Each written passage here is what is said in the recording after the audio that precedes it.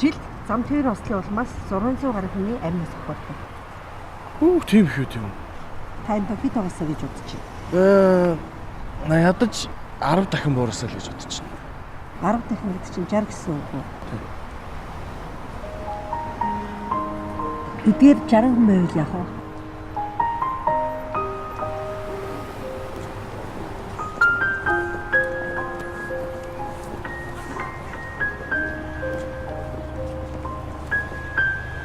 Энд чинь миний гэр бүл дандаа ойр дотны хүмүүс шүү дээ.